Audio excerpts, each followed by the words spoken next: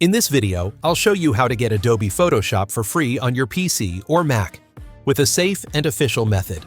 It's quick, easy, and perfect for anyone looking to try out Photoshop's powerful features.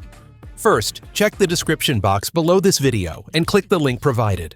This will take you directly to Adobe's official Photoshop page, so you can be sure you're downloading from a trusted source. Once you're on the page, click the Start Free Trial button. You'll be asked to choose a plan.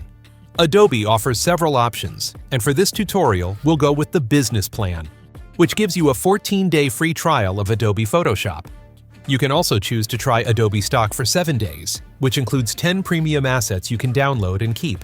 After making your selections, click Continue to move forward. Next, you'll need to enter your email address and provide some basic personal and payment details. Don't worry, Adobe won't charge you as long as you cancel before the trial period ends. Once your details are entered, click Agree and Subscribe. You'll then be prompted to create a secure password for your new Adobe account.